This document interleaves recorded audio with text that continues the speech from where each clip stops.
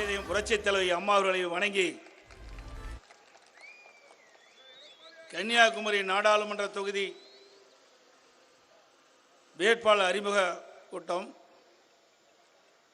விளவங்கோடு சட்டமன்ற இடைத்தேர்தல் வேட்பாளர் அறிமுக கூட்டம், தேர்தல் பிரச்சார கூட்ட நிகழ்ச்சியிலே கலந்து கொண்டு குறுகிய நேரம் பேசினாலும் சிறப்பாக கருத்துக்களை வழங்கி அமர்ந்திருக்கின்ற கழக அமைப்பு செயலாளர் முன்னாள் அமைச்சர் சட்டப்பேரவை உறுப்பினர் அறிவிச்சவர் என் தளவாய் சுந்தரம் அவர்களை, நிகழ்ச்சியிலே கலந்து கொண்டு சிறப்பித்துக் கொண்டிருக்கின்ற அவைத்தலைவர் மரியாதைக்கு அண்ணன் தமிழ்மகன் விஷயன் அவர்களே, கழக அமைப்பு செயலாளர் முன்னாள் அமைச்சர் சகோதரர் திரு KT பச்சைமால் அவர்களே, அமைப்பு செயலாளர் திரு AK சீனிவாசன் அவர்களே, கன்னியாகுமரி மேற்கு மாவட்ட கழக செயலாளர் திரு D ஜான் தங்கம் அவர்களே, முன்னாள் நாடாளுமன்ற சட்டமன்ற உறுப்பினர் அண்ணன் திரு நாஜில் வின்சென்ட் அவர்களே, மற்றும் கழகத்தினுடைய முன்னோடி பொறுப்பாளர்கள் திரு R கிருஷ்ணதாஸ் அவர்களே, திரு நரசிங்கமூர்த்தி அவர்களே, திரு சிவசெல்வராஜன் அவர்களே, திரு M பரமேஸ்வரன் அவர்களே, திருமதி ரோசலின் பிரமலாதா என்கின்ற லதா சந்திரன் அவர்களே, திரு S தானுபிள்ளை அவர்களே, திரு ரமேஷ் அவர்களே, திரு சத்ரு என்ற ஜெயச்சந்திரன் அவர்களே, திரு நாகராஜன் அவர்களே, கூட்டணி கட்சியினுடைய பொறுப்பாளர்கள் தேசிய முற்போக்கு திராவிட கழகத்தினுடைய மாநகர் மாவட்ட செயலாளர் திரு YS இந்தியன் சுரேஷ் அவர்களே, கிழக்கு மாவட்ட செயலாளர் அமுதன் அவர்களே, மேற்கு மாவட்ட செயலாளர் திரு ஐடன் சோனி அவர்களே, STBI கட்சியினுடைய மாவட்ட தலைவர் திரு சர்தார் அலி அவர்களே, பொதுச் செயலாளர் நாகூர் மீரான் மைதீன் அவர்களே, மாவட்ட செயலாளர் திரு சயீத் அலி அவர்களே, புதிய தமிழகத்தினுடைய கிழக்கு மாவட்ட செயலாளர் திரு A பூமணி அவர்களே, மேற்கு மாவட்ட செயலாளர் திரு விஜயகுமார் அவர்களே, மனிதநேய மக்கள் கட்சியினுடைய பொறுப்பாளர்கள் மாநில செயலாளர் விஜ்ருல் ஹபீஸ் அவர்களே, மாவட்ட செயலாளர் முஜிப் ரஹிமான் அவர்களே, மற்றும் கூட்டணியில் அங்கமைக்கின்ற கட்சியினுடைய நிர்வாகிகளே, அனைத்து இந்திய அண்ணா திராவிட முன்னேற்ற கழகத்தினுடைய தலைமை கழக நிர்வாகிகளே, மாவட்ட கழக நிர்வாகிகளே, சார்பற்ற மாவட்ட செயலாளர்களே, ஒன்றிய செயலாளர்களே, நகரச் செயலாளர்களே, பேருகளை செயலாளர்களே, உள்ளாட்சி பிரதிகளே, கூட்டுறவு சங்க முன்னாள் கூட்டுறவு சங்க நிர்வாகிகளே, மற்றும் கழகத்திலே பல்வேறு பொறுப்புகளை வைக்கின்ற நிர்வாகிகளே, பெரியோர்களே, தாய்மார்களே, வேளாண் பெருமக்களே, வியாபார பெருமக்களே, வாக்காளர் பெருமக்களே, கழக உடன்பிறப்புகளே, மகளிரைச் சேர்ந்த சகோதரிகளே, பத்திரிகையாளர் உடன்பர்களே, அத்தனை பேருக்கும் என்னுடைய முதற்கண் நன்றி கலந்த வணக்கத்தை மீண்டும் உறுத்தாக்கி, மரியாதைக்குரிய சகோதரர் நம்முடைய தளவாய் சுந்தரம் MLA இங்கே அவர் பேசினார். அவருடைய மண்ணின் மைந்தார், நன்றாக சிந்தித்து பார்க்க வேண்டும். இந்த இரண்டு வேட்பாளருமே இன்றைக்கு தலைமை கழகத்தின் மூலமாக இங்கே இருக்கின்ற கன்னியாகுமரி மாவட்டத்தில் இருக்கின்ற கழக நிர்வாகிகள் தொண்டர்கள் ஏகபித்த முடிவின்படி தான் தேர்ந்தெடுக்கப்பட்டிருக்கிறது என்பதை இங்கே விளக்கமாக சொல்லியிருக்கின்றார். இன்றைக்கு கன்னியாகுமரி நாடாளுமன்ற தொகுதி அனைத்து இந்திய அண்ணா திராவிட முன்னேற்ற கழகத்துடைய வேட்பாளர் முனைவர் வஸ்லியான் நஸ்ரேத் அவர்கள் இங்கே நிறுத்தப்பட்டிருக்கின்றார். இவருக்கு இரட்டலை சின்னத்திலே வாக்களியுங்கள். வஸ்லியான் அவர்களுக்கு இரட்டலை சின்னத்திலே வாக்களித்து நாடாளுமன்ற உறுப்பினராக அவரை தேர்ந்தெடுங்கள். அதே போல விளவங்கோடு சட்டமன்ற தொகுதி இடைத்தேர்தலில் திருமதி சகோதரி U ராணி அவர்கள் நிறுத்தப்பட்டிருக்கின்றார். அனைத்து இந்திய அண்ணா திராவிட முன்னேற்ற கழகத்தின் சார்பாக அவருக்கும் இரட்டலை சின்னத்திலே வாக்களித்து வெற்றி பெற செய்யுங்கள். இங்கே நாடாளுமன்ற வெற்றி பெற்று வந்தால் இந்த கன்னியாகுமரி மாவட்டத்திற்கு தேவையான திட்டங்களை மத்தியிலே இருந்து பெற்று உங்களுக்கு வழங்குவார். அதே ராணி அவர்கள் வெற்றி பெற்று வந்தால் விளவங்கோடு தொகுதியில் இருக்கின்ற மக்களுக்கு தேவையான திட்டங்களை மாநில அரசிடமிருந்து பெற்று நன்மை செய்வார் என்பதை இந்த நேரத்தில் சுட்டிக்காட்ட விளைகின்றேன். இன்றைக்கு கன்னியாகுமரி மாவட்டத்தை பொறுத்த வரைக்கும் பிரதான தொழில் வேளாண்மை, மீன்பிடி, சுற்றுலா. இந்த மூன்று தொழிலாம் பிரதான தொழிலா இருக்குது. இந்த மூன்று தொழிலை நம்பித்தான் மக்கள் வாழ்ந்து கொண்டிருக்கின்றார்கள். இந்த மூன்று பிரதான தொழிலும் சிறக்க, செழிக்க, வளமாக நம்முடைய வெற்றி வேட்பாளர்களை வெற்றி பெற செய்யுங்கள் என்று அன்போடு உங்களை கேட்டுக்கொள்கின்றேன். இன்னைக்கு எனக்கு விவசாயத்தை பற்றி முழுவதும் தெரியும். இன்றைக்கு வேளாண் பெருமக்கள் ரத்தத்தை வேர்வையாக மண்ணிலே சிந்து உழைத்து நாள்தோறும் வெயிலையும் மழையும் பொருட்படுத்தாமல் உழைக்கின்ற விவசாயிக்கு இன்றைக்கு விளைபொருளுக்கு தேவையான விலை கிடைக்கவில்லை. அதை நாடாளுமன்றத்திலே நம்முடைய நாடாளுமன்ற உங்களுக்காக உங்களுடைய குரல் நாடாளுமன்றத்தில் ஒலிக்க எங்கே அவரை வெற்றி பெற செய்யுங்கள். அதே போல விளவங்கோடு சட்டமன்ற இடைத்தேர்தல் அந்த பகுதியில் இன்னும் பல்வேறு பிரச்சனைகள் இருந்து கொண்டிருக்கின்றது. அதையெல்லாம் அரசுடைய கவனத்திற்கு எடுத்து சென்று அங்கேயும் மக்களுக்கு தேவையான நன்மைகளை செய்ய சகோதரி ராணி அவர்களுக்கு இரட்டை சின்னத்திலே வாக்களிக்க வேண்டுமா அன்போடு இந்த நேரத்தில் கேட்டுக்கொள்கிறேன். இன்றைக்கு வேளாண்மை என்று எடுத்துக்கொண்டா இந்த பகுதியில் ரப்பர் தோட்டம் இருக்குது, தென்னை மரம் அதிகமாக இருக்குது, வாழை மரங்கள் அதிகமாக இருக்குது. இன்றைக்கு நெற்பயிர் அதிகமாக சாகுபடி செய்கிறார்கள். ஆனால் இன்றைக்கு பயிரிடுகின்ற போது ஒரு விலை, அறுவடை செய்கின்ற போது விலை, இப்படி காலத்தில் தான் விவசாயிகள் பெரிதும் நஷ்டத்துக்கு உள்ளாகிறார்கள். ஆக இந்த நிலை மாற வேண்டும் என்று சொன்னால் விளைபொருளுக்கு விலை நிர்ணயம் செய்யப்பட வேண்டும். அது மத்திய அரசு தான் இருக்குது, மாநில அரசு இல்லை. ஆகவே மத்தியில் இந்த மாவட்டத்தினுடைய மக்களுடைய கோரிக்கை, அந்த வேளாண் பெருமக்களுடைய கோரிக்கை, விளைபொருளுக்கு விலை நிர்ணயம் செய்யப்பட்டால்தான் அந்த விவசாயி லாபகரமாக இருக்க முடியும், வாழ முடியும், விவசாயம் தொழில் அழியாமல் காப்பாற்றப்படும். அப்படி என்று சொன்னால் நம்முடைய நாடாளுமன்ற வெற்றி பெற்று போக வேணும். இன்றைக்கு இந்த நாடாளுமன்ற தொகுதி பொறுத்த வரைக்கும் எப்பவுமே தொடர்ந்து ஒன்னா காங்கிரஸ் ஜெயிக்குது அல்லது பாரதிய ஜனதா ஜெயிக்குது. எங்க அண்ணா திமுக ஒரு முறை கூட வாய்ப்பு கொடுக்கல. இந்த முறையாவது ஒரு மீனவ சமுதாயத்தை சேர்ந்த பசிலியானவர்களை நிறுத்தப்பட்டுகின்றோம். ஒரு மீனவ சமுதாயத்தை சேர்ந்த பசிலியானவர்களுக்கு இந்த வாய்ப்பை தலைமை கொடுத்திருக்கின்றது. இதுவரை இன்றைக்கு மீனவ சமுதாயத்தை சேர்ந்தவர் நாடாளுமன்ற தேர்தலிலே எந்த ஒரு கட்சியிலும் அந்த வாய்ப்பு கிடைக்கவில்லை. இந்த முறை தேசிய கட்சியிலும் கிடைக்கல, மாநில கட்சியிலும் கிடைக்கல. இன்றைய தினம் அனைத்து இந்திய அண்ணா திராவிட முன்னேற்ற கழகத்தின் சார்பாக இன்றைக்கு மீனவ சமுதாயத்தை சேர்ந்த நம்முடைய பசிலியானவர்களுக்கு நிறுத்தப்பட்டிருக்கின்றோம். அவரை நீங்கள் வெற்றி பெற செய்யுங்கள். மீனவ மக்கள் பல்வேறு பிரச்சனை இருக்கின்றது. அந்த மீனவ மக்களுடைய பிரச்சனைகள் உங்களுடைய குரல் நாடாளுமன்றத்திலே ஒலிக்கும். மீனவர் சமுதாய மக்களுடைய குரல் நம்முடைய பசிலியான் அவர்கள் மூலம் ஒலிக்க வேண்டும் என்று சொன்னால் அவரை வெற்றி பெற செய்யுங்கள். இந்த கன்னியாகுமரி நாடாளுமன்ற தொகுதியில் இப்பொழுதுதான் ஒரு மீனவருக்கு வாய்ப்பு கிடைச்சிருக்குது. மீனவ சமுதாய மக்களும் மற்ற சமுதாய மக்களும் அவருக்கு ஒரு வாய்ப்பை கொடுத்து வெற்றி பெற செய்து இந்த மாவட்ட மக்களுக்கு தேவையான திட்டங்களை மத்தியில் இருந்து பெறுவதற்கு ஒரு வாய்ப்பை தாருங்கள் என்று அன்போடு இந்த நேரத்தில் கேட்டு விளைகிறேன். அதே போல நெல்லுக்கு 2021 சட்டமன்ற பொதுத் தேர்தலின் போது திமுக தலைவர் ஸ்டாலின் சொன்னாரு, திராவிட முன்னேற்ற கழகம் ஆட்சிக்கு வந்தவுடன் குவிண்டாலுக்கு 2500 ரூபாய் நெல்லுக்கு விலை கொடுக்கப்படும் என்று சொன்னார். ஆட்சிக்கு வந்து 3 ஆண்டு காலம் ஆகிறது, இன்னும் நெல்லுக்கு விலை நிர்ணயம் செய்யவில்லை.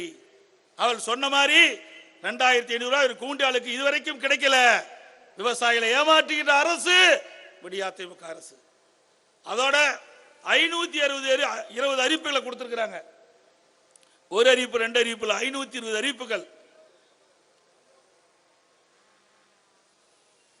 அந்த 520 அறிவிப்புல ஒரு 10% அறிவிப்பு கூட இதுவரைக்கும் நிறைவேற்றப்படல. 10% அறிவிப்பு கூட இதுவரைக்கும் நிறைவேற்றப்படவில்லை. தேர்தல் வந்துட்டா அப்படி அழகா பேசுவாங்க, கவர்ச்சிகரமா பேசுவாங்க, அறிவிப்பு மேல அறிவிப்பு கொடுப்பாங்க. தேர்தல் முடிஞ்ச பிறகு அதோட அப்படியே விட்டுடுவாங்க. அதுதான் திமுகவுடைய கைவந்த கலை. ஆட்சிக்கு வரைக்கும் மக்களை அப்படியே நேசிப்பதை போல தோற்றத்தை வெளியிடுவார்கள், ஆசை வார்த்தைகளை பேசுவார்கள். ஆட்சிக்கு வந்த உடனே அப்படியே அந்தர்பல்ட்டி அடிச்சுடுவாங்க. 560 அறிவிப்பு நீங்கள் நிறைவேற்றினீங்களா? 100 நாள் வேலை திட்டம் 150 நாளா உயர்த்துன்னு சொல்றீங்க, உயர்த்தினீங்களா? இல்லையே. ரேஷன் கடையில் 1 கிலோ சர்க்கரைக்கு போல 2 கிலோ சர்க்கரை கொடுக்குறாங்க, செஞ்சாங்களா? பெட்ரோல் டீசல் விலை குறைப்புன்னு சொன்னீங்க, பெட்ரோலுக்கு மட்டும் 3 ரூபா குறைச்சிட்டு விட்டுட்டீங்க. ஆனா உங்க தேர்தல் அறிக்கையில் 5 ரூபா குறைப்புன்னு பேச்சு, அதுவும் செய்யல. டீசலுக்கு 4 ரூபா குறைப்புன்னு சொன்னீங்க, இது வரைக்கும் குறைக்கல. ஏன்னா எல்லா பொருளுமே லாரி மூலமாகத்தான் வந்து சேருது. அப்படி லாரிகள் மூலமாக பொருள் வருகின்ற பொழுது அந்த லாரி வாடகை உயர்கிறது. லாரி வாடகை உயர்ந்தா அந்த சரக்கு கட்டணம் உயர்கிறது. அந்த சரக்கு நம்ம வாங்கின்ற பொழுது பொருள்கள், உணவுப் பொருள் வாங்கின்ற பொழுது நம் தலையில் வந்து விழுகுது. ஏதோ டீசல் விலை ஏறிட்டுது அதுக்கு நமக்கு சம்மதம் இல்லை நினைச்சிடாதீங்க. நீ வாங்கி சாப்பிடுகின்ற உணவுப் பொருட்கள் அத்தனைக்கும் விலை அதிகமாக இருப்பதற்கு டீசல் விலை தான் காரணம். திராவிட முன்னேற்ற கழக அரசு ஆட்சிக்கு வருவதற்கு முன்பு தேர்தல் அறிக்கையில் சொன்னாங்க 4 ரூபாய் குறைப்பினாங்க, இதுவரைக்கும் குறைக்கல. மத்திய அரசாங்கம் அவர்களும் குறைக்கல. கோரிக்கை வச்சோம், நம்முடைய கோரிக்கை ஏற்கல. இன்றைக்கு இந்த டீசல் பெட்ரோல்னால மக்கள் கடுமையா பாதிக்கிறாங்க. நடுத்தர மக்கள், ஏழை மக்கள், இருசக்கர வாகனம் வச்சிருக்கிறவங்க கடுமையா பாதிக்கிறாங்க. அதே போல விலைவாசி உயர்வுக்கு காரணம் இந்த டீசல் தான். சிந்திச்சு பாருங்க. ஆகவே அனைத்து இந்திய அண்ணா திராவிட முன்னேற்ற கழக நம்முடைய நாடாளுமன்ற வெற்றி பெற்று வருகின்ற பொழுது இந்த டீசல் விலையை குறைக்க வேண்டும் என்று உங்கள் சார்பாக நாடாளுமன்றத்திலே பேசுவார். அனைத்து இந்திய அண்ணா திராவிட முன்னேற்ற கழக நாடாளுமன்றங்கள் அதிகமான பேர் வெற்றி பெற்று வருகின்ற பொழுது நாடாளுமே சம்பிக்கின்ற அளவிற்கு டீசல் விலை குறைகள், பெட்ரோல் விலை குறைகள் என்று நாடாளுமன்றத்தில் குரல் கொடுப்பார். இது அண்ணா திமுக. ஆனா திமுக அப்படி அல்ல. அது ஒரு கார்ப்பரேட் கம்பெனி, குடும்பம். அது ஒரு குடும்பம் தான். குடும்பத்தில் இருக்கின்றவர்களுக்கு தான் ஆட்சி அதிகாரத்துக்கு வர வேண்டும் என்பதற்கு தான் அவர்கள் வீதி வீதியா சென்று மக்களை சந்திச்சுட்டு இருக்காங்க. மக்களுக்கு சேவை செய்வதற்காக அல்ல. அனைத்து இந்திய அண்ணா திராவிட முன்னேற்ற கழகத்தை பொறுத்த வரைக்கும் இன்றைக்கு தேர்தலில் வெற்றி பெற்று வருகின்ற நம்முடைய வேட்பாளர்கள் நாடாளுமன்றம் சரி, சட்டமன்ற உறுப்பினராலும் சரி, தேர்தலில் கொடுக்கப்பட்ட வாக்குறுதியை நிறைவேற்றுவதற்காக போராடுவார்கள், வாதாடுவார்கள், வெற்றி கொள்வார்கள் என்பதை இந்த நேரத்தில் தெரிவிக்க விரும்புகின்றேன். அதே போல இன்றைக்கு ஸ்டாலின் பேசுறாரு, குடும்பம்னா அண்ணா குடும்பம்னா கட்சியில் இருக்கிற நிர்வாகிகள் தொண்டரெல்லாம் குடும்பமா. எப்படி பேசுறாரு பாருங்க. குடும்பம்னா அவர் கட்சியை சேர்ந்தவர்களும் நிர்வாகிகளும் குடும்பமா பாக்குறாராம். சரி, நீ குடும்பமா பாக்குறது நல்லதுதான். நம்ம பேசுறதுக்கு அவர் பதில் சொல்றாரு. எப்ப பார்த்தாலும் எதிர்கட்சி தலைவர் குடும்ப அரசியல் செய்யறான்னு சொல்றாரு. குடும்பம்னா என்னன்னா, குடும்பம்னா திமுகவை சேர்ந்த நிர்வாகிகள் தொண்டர்கள் அனைத்தும் சேர்ந்தான் குடும்பம் சொன்னாங்க. ரைட், அப்படியே வச்சுக்கலாம். அந்த குடும்பத்தை சேர்ந்த நீ தான் குடும்பம் சொல்றீங்களே திரு ஸ்டாலின் அவர்களே, அந்த குடும்பத்தை சேர்ந்த ஒருவர் திமுக தலைவராக்குங்க, நாங்க ஏத்துக்கிறோம். அந்த குடும்பத்தை சேர்ந்த ஒருவர் முதலமைச்சரா வர்றதுக்கு நீங்க ஏற்பாடு செய்யுங்க, ஏத்துக்குவாங்க. அதெல்லாம் கிடையாது, அதெல்லாம் கிடையாது. ஓட்டு வாங்கறதுக்கு மட்டும் நிர்வாகிகளும் தொண்டர்களும் குடும்பம் இருக்க வேணுமா? ஆட்சி அதிகாரம் வருவதற்கு அந்த குடும்பத்தை சேர்ந்த வாரிசுகள் அதற்கு முன்னிறுத்துறாங்க. இதுதான் இரட்டை வேடம். எப்படியெல்லாம் கட்சிக்காரர் ஏமாத்துறாருன்னு நீங்கள் எண்ணி பார்க்க வேண்டும். அனைத்து இந்திய அண்ணா திராவிட முன்னேற்ற கழகம் அப்படி அல்ல.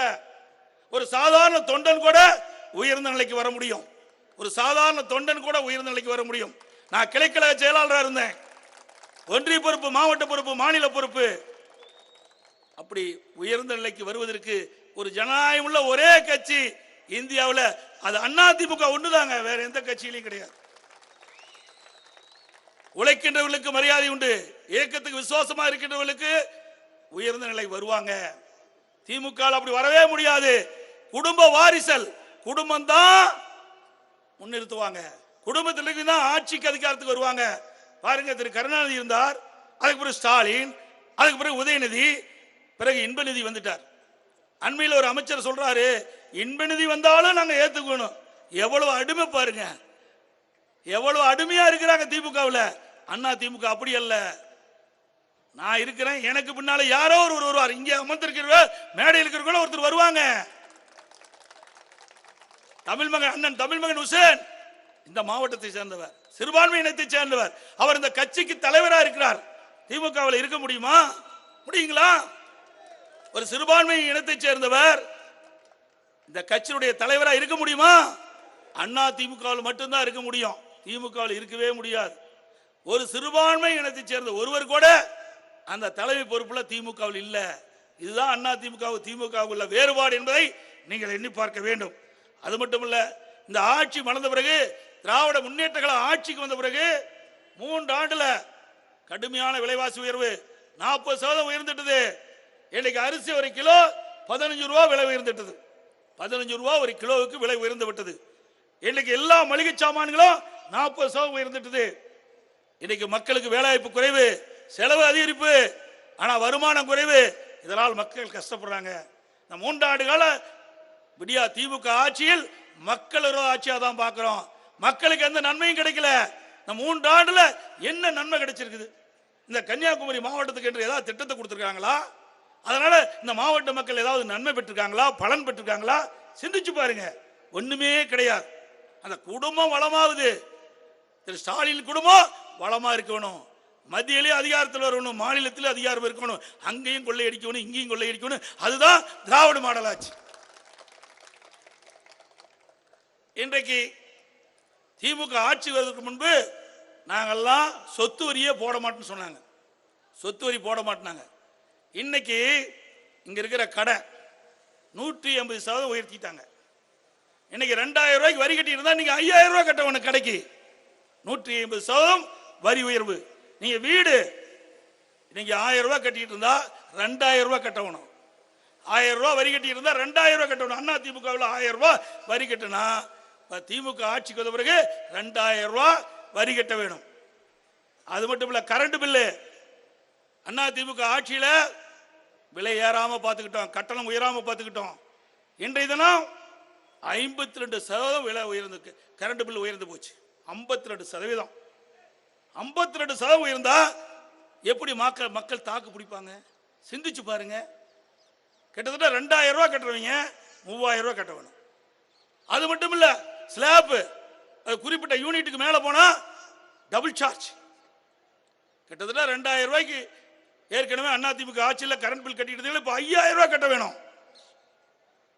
பீக் அவர் கடையில் 6 லிருந்து 9 வரைக்கும் டபுள் சார்ஜ், 2 மடங்கு.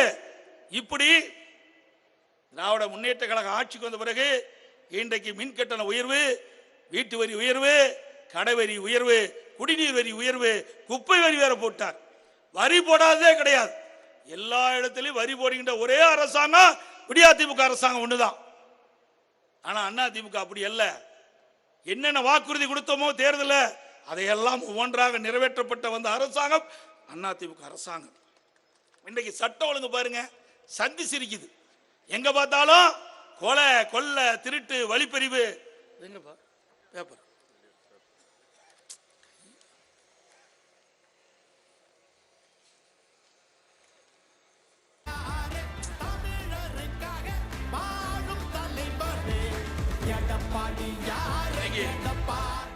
திமுக ஒன்றிய செயலாளர் ஒரு காவல்ல தாக்குறாரு.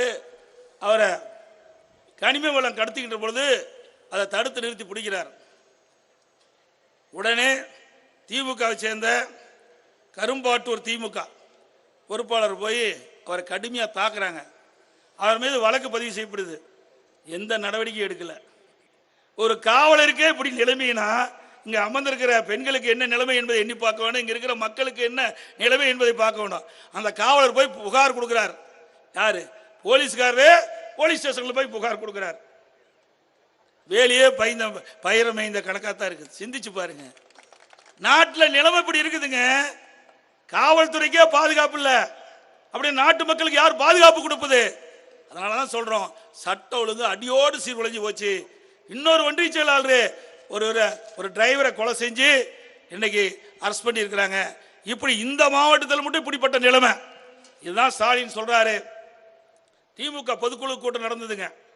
அந்த திமுக பொதுக்குழு கூட்டத்தில் ஸ்டாலின் பேசுகின்ற பொழுது சொல்றாரு, நான் நாள்தோறும் இரவில் தூங்கி காலையில் கண் விழிக்கின்ற பொழுது திமுக கட்சிக்காரர்களால் என்ன நடக்குமோ என்று அச்சத்தில் கண் விழிக்கிறேன் என்று ஒரு திமுக தலைவரே சொல்றார்.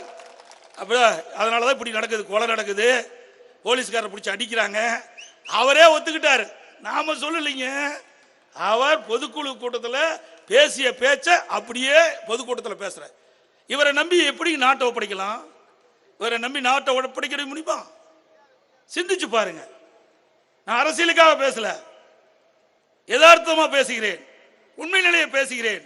ஒரு முதலமைச்சர் தன்னுடைய கட்சிக்காரர் எப்படி இருப்பார் என்பதை அவரே இப்படி வெளியிட்டிருக்கான்னு சொன்னா, இப்படிப்பட்ட கட்சிக்காரர் இருக்கும்போது நாட்டில் எப்படி சட்ட ஒழுங்கு சிறப்பா இருக்க முடியும்? அங்கதான் எனக்கு முன்னாலே அருமை சகோதரர் நெவர் பேசினார். கையில வச்சுக்கப்பா, இன்றைக்கு போதைப் பொருள் கடத்தல் தலயசுவரம் மேலோட்டமா பேசிட்டு போனார். திமுக கட்சியில் இருக்கிற ஒருவர் அயலக அணின்னு ஒன்று வச்சிருக்கிறாங்க. திமுக அயலக அணி இந்த போதைப் பொருள் கடத்துவதற்காகவே இந்த அணியை உருவாக்கி இருக்காங்க போல் தெரியுது. வேற எந்த கட்சியிலுமே அயலக அணின்னு உருவாக்குனதே கிடையாது. அந்த அயலக அணியில சென்னை மேற்கு மாவட்ட அயலக அணி துணை அமைப்பாளர் ஜாபர் சாதிக் அப்படிங்கிற ஒருவர், அவர் அண்மையில் இன்றைக்கு போதைப் பொருள் தடுப்பு பிரிவு அதிகாரிகள் கைது செஞ்சிருக்கிறாங்க. எதற்காக கைது செஞ்சாங்கன்னா, இன்றைக்கு நம்ம நாட்டில் இருந்து வெளிநாட்டுக்கு போதைப் பொருள் கடத்ததாக கிடைத்த தகவலின் அடிப்படையில் கைது பண்ணியிருக்காங்க. அவரிடம் வந்து 2000 கோடி மதிப்புள்ள 2000 கோடி மதிப்புள்ள போதைப் பொருளை பிடிச்சிருக்கிறாங்க. 3 ஆண்டு காலமாக போதைப் பொருள் வெளிநாட்டுக்கு கடத்தப்பட்டதாக பத்திரிகையில் செய்தி வந்திருக்குது. ஆக திமுக கட்சி நிர்வாகிகள் இன்றைக்கு போதைப் பொருள் கடத்துவதில் ஈடுபட்டு என்பது நிரூபணமாகிவிட்டது. அப்புறம் எங்கெங்க போய் போதைப் பொருளை நிறுத்த முடியும், தடுக்க முடியும்? இன்னும் கூடுதல் சொல்ல வேண்டுமெல்லாம் சட்டமன்றத்தில்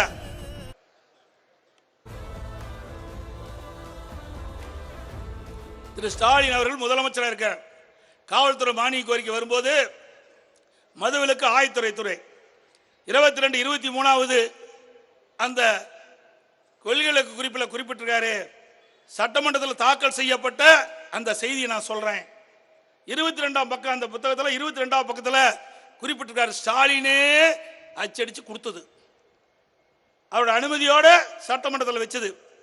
22வது பக்கத்தில் சொல்றாங்க, கல்லூரிக்கும் அருகிலும் பள்ளிக்கு அருகிலும் கஞ்சா விற்றதாக 2138 பேர் கண்டறியப்பட்டிருக்கிறாங்க. 2138 பேர் கண்டுபிடிக்கப்பட்டதா சொல்றார். கைது செய்வீங்க 148 பேர் தான். கைது பண்ணுவீங்க 148 பேர் தான். சட்டம் என்ன சொல்லுது? கஞ்சா வச்சிருந்தா குற்றம், விற்றா குற்றம், கொண்டு போனா குற்றம் சொல்லுது. இதே முதலமைச்சர் தெரிவித்தபடி 2138 பேர் கண்டுபிடிக்கப்பட்டது என்று சொன்னால் ஏன் மற்றவெல்லாம் கைது செய்யல? வெறும் 148 பேர் தான் கைது செஞ்சிருக்கிறீங்க, மற்றவெல்லாம் திமுக காரன், அதனால கைது செய்யல. அப்புறம் எங்க போய் கஞ்சா ஒழிக்க முடியும்? இன்னொன்னு, கஞ்சா ஆபரேஷன் அப்படின்னு ஒரு டிஜிபி இருந்தார், அவர் ரிட்டையர் ஆகி போயிட்டார். சைலேந்திர பாபுன்னு ஒரு டிஜிபி இருந்தார். அவர் கஞ்சா ஆபரேஷன் சொல்லி வெளியிட்டார். 2.0, 3.0, 4.0 ஓ போட்டுட்டே ரிட்டையர் ஆகி போயிட்டார். கடைசி வரைக்கும் கஞ்சாவை கண்டுபிடிச்சு நிறுத்தவே இல்லை. இது எதற்காக சொல்லி சொன்னால், இந்த அரசாங்கம் ஒரு திறமையற்ற அரசாங்கம். இந்த நாட்டை ஆளுகிற முதல்ல ஒரு பொம்மை முதலமைச்சர். அதனால சட்ட ஒழுங்கை பாதுகாக்க முடியாது. இனியும் இதே நிலையில் நினைச்சா கடவுளால கூட தமிழ்நாட்டை பாதுகாக்க முடியாது, காக்க முடியாது என்பதை நேரத்தில் நாம் நினைவு கொள்ள வேண்டும். இன்னொன்னு சொல்லுவார், எப்ப பார்த்தாலும் நீட்டு நீட்டுன்னு சொல்லிட்டே இருப்பார். வாயளவில் சொல்றதோட சரி. இந்த பகுதியெல்லாம் கல்வி கற்றோர் அதிகம் உள்ள மாவட்டம் கன்னியாகுமரி மாவட்டம், படித்தவர்கள் அதிகமாக உள்ள மாவட்டம் கன்னியாகுமரி மாவட்டம். இன்றைக்கு நம்முடைய தமிழ்நாட்டில் பல மாவட்டங்கள் இருந்தாலும் படித்தவர்கள் என்று சொல்லுகின்ற பொழுது அதிகமாக நிறைந்த மாவட்டம் கன்னியாகுமரி மாவட்டம். அந்த மாவட்ட பெருமை இருக்குது உங்களுக்குன்னு. அப்படிப்பட்ட மாவட்டத்தில் இருக்கின்ற மாணவ செல்வங்கள்லாம் இன்றைக்கு எம்பிபிஎஸ் போகவோ பல் மருத்துவராக போகணும்னா நீட்டில் ஒரு குறிப்பிட்ட மதிப்பெண் பெற வேண்டும். ஆனால் நீட் தேர்வு அதுக்கு ஒரு இடையூறாக இருக்குது. அந்த நீட் தேர்வை ரத்து செய்ய வேண்டும் என்று அதிமுக தொடர்ந்து வலியுறுத்திட்டு இருக்குது. இந்த நீட் தேர்வை கொண்டு வந்தது திமுக. நீட் தேர்வை கொண்டு வந்தது மத்தியிலே காங்கிரஸ் ஆட்சி 2010. அப்போ திமுக அமைச்சரவையில் அங்க வைக்குது. 2010 டிசம்பர் 21 நீட் தேர்வுக்கு அன்றைய தினம் நோட்டிபிகேஷன் போடுறாங்க. வெளியிட்டது மெடிக்கல் கவுன்சில் ஆஃப் இந்தியா வெளியிட்டது. அப்ப காங்கிரஸ் ஆட்சி, திமுக மத்திய இணையமைச்சர் திரு காந்தி செல்வன் அவர்கள் சுகாதார இணையமைச்சராக இருக்கிறார். அப்பதான் நீட் தேர்வை கொண்டு வந்தாங்க. நீட் தேர்வை கொண்டு வந்தது காங்கிரசும் திமுகவும். நீட் தேர்வை கொண்டு வந்தது காங்கிரசும் திமுகவும். அதை தடுத்து நிறுத்துவதற்கு போராடியது அதிமுக அரசாங்கம், அதிமுக கட்சியும். இப்ப என்ன அப்படியே பிளேட்டை மாத்துறாங்க. கொண்டு வந்தது அவர்கள் இப்ப ரத்து செய்ய வேண்டும் போராட பாருங்க எப்படி மக்களை ஏமாத்துறாங்க. இங்க படிச்ச மக்கள் இந்த கன்னியாகுமரி மாவட்ட மக்களை ஏமாற்றவே முடியாது. விவரம் தெரிந்தவர்கள், அறிவாளிகள், உங்களை ஏமாற்றவே முடியாது. சிந்திச்சு பாருங்க. கொண்டு வந்தது அவர்கள், அதை தடுத்து நிறுத்த வேண்டும் என்பது போராடியது அதிமுக அரசாங்கம், அதிமுக கட்சி. இன்றைக்கு அதற்கு கொண்டு வந்தவர்களே இன்றைக்கு அதை ரத்து செய்ய வேண்டும் என்று போராட்டம் பண்ணுவது வேடிக்கையானது ஒன்று. மக்களை எப்படி ஏமாத்துறாங்க பாருங்க. அண்மையில் திரு உதயநிதி ஸ்டாலின் நீட் தேர்வு ரத்து செய்வதற்கு எல்லார்த்திட்டையும் கையெழுத்து வாங்கினார். கூட்டணி கட்சி அவருடைய கூட்டணி கட்சி தலைவர் கையெழுத்து வாங்கினார்.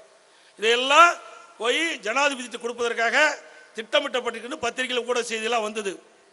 பல லட்சம் பேர்கிட்ட கையெழுத்து வாங்கினாங்க. கையெழுத்து வாங்கி அதையெல்லாம் பெட்டியில் போட்டு சேலத்தில் திமுக இளைஞர் மாநில மாநாடு நடந்தது. அந்த மாநாட்டில் அதை கொண்டாந்து அப்படி வச்சிருந்தாங்க. திரு ஸ்டாலின் பேசிட்டு இருக்கும்போது அவர்கள் கையெழுத்து வாங்கின அந்த விண்ணப்பங்கள்லாம் காற்றிலே பறந்து போய் அங்கே அந்த அரங்கத்துக்குள், அந்த இளைஞர் மாநில மாநாட்டு அரங்கத்துக்குள் அமர்ந்திருந்த அவர்கள் மீது விழுந்து கீழே விழுந்து காலில் மிதிப்பட்டு குப்பை தொட்டிக்கு போச்சு. எவ்வளவு வேதனையான விஷயம். இவரெல்லாம் நீட் தேர்வு ரத்து செய்வாங்க. இதையெல்லாம் வேண்டும் என்று திட்டமிட்டு மக்களை ஏமாற்றுகின்ற ஒரு நாடகம். இவர்கள் எப்பொழுதுமே எதுவுமே செய்ய மாட்டாங்க. அது மட்டும் இல்ல, இன்றைக்கு அனைத்து இந்திய அண்ணா திராவிட முன்னேற்ற கழக ஆட்சி இருக்கின்ற பொழுதுதான் நிறைய திட்டங்களை நாம் கொண்டாந்தோம். ஒரே வருடத்தில் 11 அரசு மருத்துவக் கல்லூரியை கொண்டு வந்து சாதனை படைத்த அரசாங்கம் அதிமுக அரசாங்கம். இந்தியாவில் எந்த மாநிலத்திலும் இல்ல, தமிழ்நாட்டிலும் இல்ல. திமுக ஆட்சி பொறுப்பேற்று 3 வருஷம் ஆச்சுங்க. ஒரு மருத்துவக் கல்லூரி கொண்டு வந்தாங்களா? ஒரு மருத்துவக் கல்லூரி எதையுமே கொண்டு வரல. அதிமுக ஆட்சி இருக்கும்போது, நான் முதலமைச்சர் இருக்கும்போது 6 சட்டக்கல்லூரி, அம்மா 7 சட்டக்கல்லூரி 10 வருஷத்துல கொண்டு வந்தோம். அரசு கலை மற்றும் அறிவியல் கல்லூரி இந்த மாவட்டத்தில் கூட 2 இடத்துல கலைக்கல்லூரி கட்டி கொடுத்திருக்கிறாங்க அம்மா இருக்கும்போது. சரி, இப்படி கலைக்கல்லூரி, பொறியியல் கல்லூரி, பாலிடெக்னிக் கல்லூரி, கால்நடை மருத்துவக் கல்லூரி, வேளாண்மை கல்லூரி என்ற நிறைய கல்லூரிகளை கொடுத்து ஏழை எளிய ஒடுக்கப்பட்ட நசுக்கப்பட்ட தாழ்த்தப்பட்ட கடை கோட்டில் இருக்கின்ற நம்முடைய மாணவ செல்வங்கள் எல்லாம் குறைந்த கட்டணத்தில் உயர்கல்வி படிக்கின்ற சூழ்நிலையை உருவாக்கி தந்த அரசாங்கம் அதிமுக அரசாங்கம். உங்களுடைய ஆட்சியில் இப்படிப்பட்ட திட்டம் ஏதாவது கொண்டு வந்தீங்களா? அது மட்டும் இல்ல, இந்தியாவிலேயே உயர்கல்வி படிப்பதிலே முதல் மாநிலம் தமிழ்நாடு. முதல் மாநிலம் தமிழ்நாடு. 2019-20 அந்த இலக்கை எட்டி மிஞ்சிட்டோம். அதிமுக ஆட்சிக்கு வரும்போது, அம்மா முதலமைச்சர் ஆகும்போது 2011 100க்கு 32 பேர் தான் உயர்கல்வி படிச்சுட்டு இருந்தாங்க. 2019-20 100க்கு 52 பேர் உயர்கல்வி படிக்கக்கூடிய ஒரு சூழ்நிலையை உருவாக்கிய அரசாங்கம் அதிமுக அரசாங்கம். நாம சாதிச்சிருக்கிறோம். இப்ப ஸ்டாலின் பேசுறார் தமிழ்நாடு, இந்தியாவிலேயே தமிழ்நாடு தான் உயர்கல்வியில் முதல் மாநிலம். நாங்க கொண்டு வந்தோம்ப்பா. ஸ்டிக்கர் ஒட்டி இவர் விளம்பரம் தேடிக்கிறார். நாம கொண்டு வந்த மெடிக்கல் காலேஜ் அந்த பணியெல்லாம் முடிஞ்சு இவர் போய் திறந்துட்டு இருக்கார் ரிப்பன் வெட்டி. நாம் கொண்டு வந்த சட்டக்கல்லூரி இவர் ரிப்பன் கட் பண்ணி திறந்துகிட்டு இருக்கார். நாம் கொண்டு வந்த பாலம் நாம முடிஞ்சு கொண்டு வந்தோம், இப்போ அதை திறந்துகிட்டு இருக்கிறாங்க. இப்படி அனைத்து இந்திய அண்ணா திராவிட முன்னேற்ற கழக ஆட்சியில் போடப்பட்ட திட்டங்கள் இப்பொழுது நிறைவேற்றப்பட்டு அதை திறக்கிறது தான் முதலமைச்சர் வேலை. நீனு என்ன கொண்டு வந்தீங்க? இந்த மாவட்டத்துக்கு என்ன கொண்டு வந்தீங்க? இதனால் மக்கள், இந்த மாவட்ட மக்கள் என்ன பலனை கண்டாங்க என்பதை எண்ணி பார்க்க வேண்டும். அதோட இன்னைக்கு அதிமுக ஆட்சியில் இன்னைக்கு அரசு பள்ளியை படிக்கின்ற மாணவ செல்வங்கள் அறிவு ஜீவிகளாக வழங்க வேண்டும், அறிவுபூர்வ மாணவர்களாக உயர்த்த வேண்டும். அதற்காக மடிக்கணினி கொடுத்தோம், அதையும் நிறுத்திட்டீங்க. மடிக்கணினி நிறுத்தியாச்சு. ஒரு மடிக்கணினி 12,000 ரூபாய், கிட்டத்தட்ட 52 லட்சம் பேர் கொடுத்தங்க. 52 லட்சம் பேருக்கு மடிக்கணினி கொடுத்த அரசாங்கம் அதிமுக அரசாங்கம். இதற்காக 7,350 கோடி நிதி ஒதுக்கீடு செய்யப்பட்டது. 7,350 கோடி நிதி ஒதுக்கீடு செஞ்சு சுமார் 52 லட்சம் மாணவ மாணவிகளுக்கு மடிக்கணினி கொடுத்து அறிவுபூர்வமான கல்வி கொடுத்த அரசாங்கம் அதிமுக அரசாங்கம். அதிமுக ஆட்சியில் மாணவ மாணவி மடியில மடிக்கணினி தவழ்ந்தது. அப்படியே தவழ்ந்தது. அனைத்து இந்திய அண்ணா திராவிட முன்னேற்ற கழக ஆட்சியில மாணவ மாணவிகள் மடியில மடிக்கணினி தவழ்ந்தது. திமுக ஆட்சியில மாணவர்கள் மயக்கத்தில் இருக்கிறாங்க. இன்றைக்கு மாணவர்களும் இளைஞர்களும் போதைக்கு அடிமையாகி மயக்கத்திலிருந்து சீரழியக்கூடிய காட்சி நீங்க பார்க்கிறோம். இதற்கெல்லாம் முடிவு கட்ட வேண்டும் என்று சொன்னால் இந்த அரசாங்கம் விரைவிலே இன்றைக்கு இந்த தேர்தல் மூலமாக நம்முடைய வாக்குகள் மூலமாக நீங்க அளிக்கின்ற வாக்குகள் மூலமாக இப்படிப்பட்ட ஆட்சி அகற்றப்பட வேண்டும் என்ற ஒரு நிலையை நீங்கள் உருவாக்கி தாருங்கள். அதோட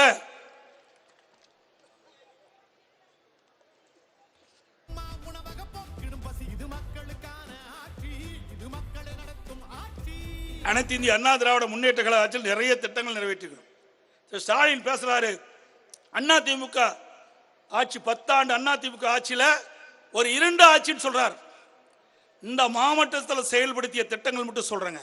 நான் இவ்வளவு தூரம் சொன்னதெல்லாம் தமிழ்நாடு முழுவதும் மருத்துவக் கல்லூரி மற்ற கல்லூரியெல்லாம் திறந்ததை சொன்னேன். இந்த திமுக ஆட்சிக்கு வந்த பிறகு என்ன திட்டத்தை கொண்டாந்த? எங்களுடைய ஆட்சி 2 ஆட்சின்னு சொல்றீங்க, எந்த அடிப்படையில் சொல்றீங்க? நாங்க தெளிவா சொல்றோம். எங்களுடைய ஆட்சியில் என்னென்ன திட்டங்களை நாட்டு மக்களுக்கு செய்தோம், இந்த கன்னியாகுமரி மாவட்ட மக்களுக்கு அனைத்து இந்திய அண்ணா திராவிட முன்னேற்ற கழக ஆட்சியில் என்னென்ன திட்டம் வந்து அதனால என்ன நன்மை பெற்றா என்ற விவரத்தை இந்த நேரத்தில் புள்ளி விவரத்தோடு கொடுக்கிறேன். கன்னியாகுமரி மாவட்டம் அழகியாண்டிபுரம் கூட்டுக்குடி திட்டம் 110 கோடி கொண்டாந்தது அதிமுக அரசு. இரணியில் கூட்டுக்குடி திட்டம் 174 கோடியில் நிறைவேற்றப்பட்டது திரு ஸ்டாலின் அவர்களே. பூம்புகார் கப்பல் போக்குவரத்து கழகத்திற்கு விவேகானந்தர் பாறை வரை திருவள்ளூர் சிலை பகுதிக்கு இன்றைக்கு அதிக சுற்றுலா பயணி வருகிறனால அங்க 2 சிறிய கப்பல் வேண்டும் என்று கேட்டாங்க. அந்த 2 கப்பல் 8 கோடி ரூபாயில அதிநவனுடைய படகுகள் வாங்கி கொடுத்திருக்கிறோம். கன்னியாகுமரி தெங்கம்புதூர் மேலனக்குடி கடியப்பட்டணம் முட்டம் ஆகிய 3 பகுதியில் சுமார் 5.2 கோடி மதிப்பீட்டில் இயற்கை பேரிடர் பல்நோக்கு பாதுகாப்பு மையங்கள் கட்டி கொடுக்கப்பட்டிருக்கு. மணக்குடியில் மேல மணக்குடி கீழ மணக்குடி இணைப்பு மேம்பாலம் கட்டப்பட்டுள்ளது. இப்பாலத்திற்கு இந்த மக்களுடைய கோரிக்கையை ஏற்று அம்மாவுடைய அரசு திருமதி லுர்தமால் சைமன் அவர்களுக்கு பெருமை சேர்க்கின்ற வகையில் அவர் பெயர் இந்த பாலத்திற்கு சூட்டப்பட்டது. நாகர்கோயில், இந்த நாகர்கோயில் நகராட்சியை மாநகராட்சியாக உயர்த்த வேண்டும் என்று மக்களுடைய கோரிக்கை, கழக நிர்வாகிகளுடைய கோரிக்கை நிறைவேற்றப்பட்ட அரசாங்கம் அதிமுக அரசாங்கம். ஸ்டாலின் அவர்களே, தோவாளை வட்டம் செண்பகராமனம் கிராமத்தில் 16 கோடி ரூபாயில தென்னை மதிப்பு கூட்டு மையம் அமைக்கப்பட்டது அதிமுக ஆட்சியில். அதே போல இன்றைக்கு புத்தால் அணையிலிருந்து நாகர்கோவில் மாநகராட்சிக்கு 250 கோடி மதிப்பீட்டில் குடிதண்ணீர் கொண்டு வருவதற்காக பணிகள் விடியா திமுக ஆட்சியில் 3 வருஷமா கிடப்பில் போட்டது. அதிமுக ஆட்சியில் கொண்டு வந்த திட்டம் என்ற காரணத்திற்காக அரசியல் கால் பிடிச்சோடு இந்த திட்டத்தை கிடப்பில் போட்டாங்க. அதோட மலர் வணிக வளாகம் 3 கோடியில் அமைச்சு கொடுத்திருக்கிறோம். தென்னை மதிப்பீட்டு மையம் 3 கோடியில் அமைச்சு கொடுத்திருக்கிறோம். கன்னியாகுமரி மாவட்டம் சுமார் 45 மீனவர்களுடைய கோரிக்கை ஏற்று தூண்டில் வளைவு தடுப்பு சுவரை நாங்கள் கொடுத்திருக்கிறோம் கட்டி. குளச்சல் மீன்பிடி இறகுதளம் அமைச்சு கொடுத்திருக்கிறோம்.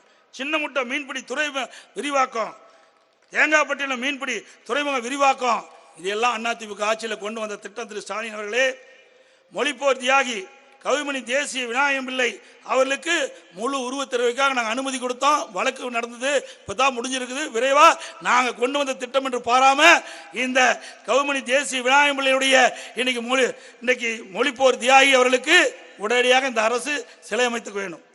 சிதம்பரனான் அவர்களுக்கு அதிமுக ஆட்சியில் முழு உருவத்திலே அமைக்கப்பட்டது. கன்னியாகுமரி பழத்தோட்டத்தில் சுற்றுச்சூழல் பூங்கா அமைக்கப்பட்டது. நாகர்கோவில் கன்னியாகுமரி பால்குளம் 2 இடத்துல கலை மற்றும் அறிவியல் கல்வி கொடுத்தது அதிமுக அரசாங்கம். திருவட்டார் கிளியூர் 2 புதிய தாலுகா கொடுத்தது அதிமுக ஆட்சியில் தான்.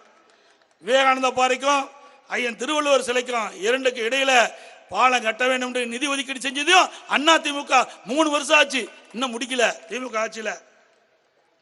அதே போல இன்றைக்கு சுவாமி தோப்பில் உள்ள ஐயா வைகுண்டர் ஆலயத்திற்கு 2 மாதங்களுக்கு முன்பு வந்து தரிசனம் செய்து போனேன். ஐயா அவதார திருநாளை முன்னிட்டு அரசு விடுமுறையாக 3 மாவட்டங்களுக்கு அறிவித்தது அதிமுக அரசாங்கம். அதே போல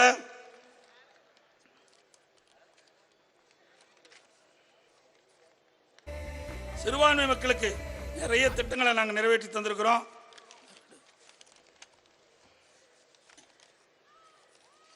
என்றும் வெல்லும் இன்றைய தினம் இந்த மாவட்டத்தில் சிறுபான்மை மக்கள் நிறைந்த மாவட்டமாக இருக்குது. அந்த சிறுபான்மை மக்களை அனைத்து இந்திய அண்ணா திராவிட முன்னேற்ற கழக அரசு அரணாக பாதுகாக்கும். சிறுபான்மை மக்களை அரணாக பாதுகாக்கும். கண்ணை இமைகாப்பதை போல சிறுபான்மை மக்களை அனைத்து இந்திய அண்ணா திராவிட முன்னேற்ற கழகம் பாதுகாக்கும் என்பதை உறுதி இந்த நேரத்தில் தெரிவிக்க விரும்புகிறேன். இன்றைக்கு இந்தியாவிலேயே முதல் முறையாக கிறிஸ்துவ மகளிர் சுயஉதவி குழுக்கள் அமைக்கப்பட்டு அவர்களுக்கு மானியத்துடன் கடன் கொடுத்த அரசாங்கம் அதிமுக அரசாங்கம். கிறிஸ்துவ தேவாலயத்தை புனரமைப்பு 5 கோடியா உயர்த்தியதையும் அதிமுக அரசு. ஜெருசலம் புனித பயணம் மேற்கொள்ளும் கிறிஸ்துவ யாத்திரைகளுக்கு வழங்கப்பட்ட அரசு நிதி உதவி ஒரு நபருக்கு 28,000 38,000 உயர்த்தி வழங்கியதும் அதிமுக அரசாங்கம். கிறிஸ்துவ அருள் சகோதரிகளுக்கு ஜெருசலம் புனித பயணத்தில் தனி ஒதுக்கீடு செய்யப்பட்டது. சிறுபான்மை மாணவர் கல்வி உதவித்தொகை ஆண்டுதோறும் முழுமையாக வழங்கப்பட்டது. அதோட 2011 முதல் 2021 வரை சிறுபான்மை வகுப்பைச் சேர்ந்த 37,16,000 மாணவ மாணவிகளுக்கு 884 கோடி ரூபாய் கல்வி உதவித்தொகை வழங்கியதும் அதிமுக அரசு. சிறுபான்மை கல்வி நிறுவனங்கள் சுதந்திரமாகவும் முழுமையாகவும் செயல்படும் விதத்தில் அரசின் முழுமையான ஒத்துழைப்பும் வழங்கப்பட்டது. தலித் கிறிஸ்தவர்களுக்கும் அரசால் வழங்கப்படும் முன்னுரிமைகள் முழுமையாக கிடைக்கப்பெற வேண்டும் என்பதில் அனைத்து இந்திய அண்ணா திராவிட முன்னேற்ற கழகம் கொள்கை ரீதியாக உறுதியான நிலைப்பாட்டில் இருந்தது. சிறுபான்மை மக்களின் உண்மையான பாதுகாப்பு இயக்கமாக அனைத்து இந்திய அண்ணா திராவிட முன்னேற்ற கழகம் என்றென்றும் செயல்படும் என்பதை இந்த நேரத்தில் தெரிவிச்சுக்கிறேன். அது மட்டுமல்ல, இன்றைக்கு இஸ்லாமிய பெருமக்களுக்கும் நிறைய திட்டங்களை கொண்டாந்து நிறைவேற்றிருக்கிறோம். அதோட அனைத்து இந்திய அண்ணா திராவிட முன்னேற்ற கழகத்தில்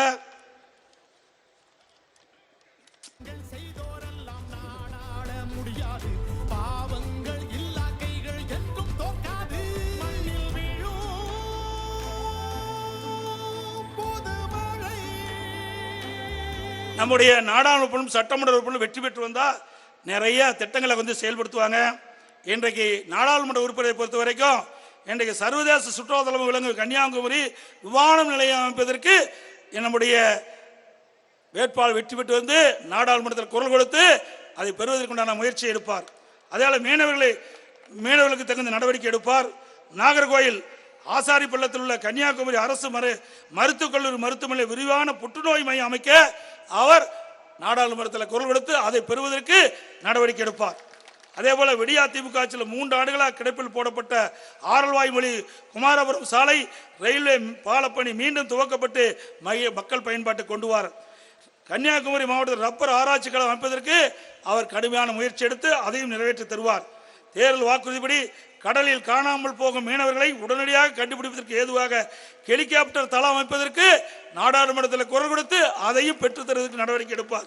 ஏன்னா ஒரு மீனவருடைய பிரச்சனை நன்கு தெரிந்த காரணத்தினாலே இன்றைக்கு பேரிடர் காலத்தில் மீனவர்கள் காணாமல் போனால் ஹெலிகாப்டர் உதவியுடன் கண்டுபிடிக்க அதையும் செயல்படுத்துவதற்கு நடவடிக்கை எடுப்பார்.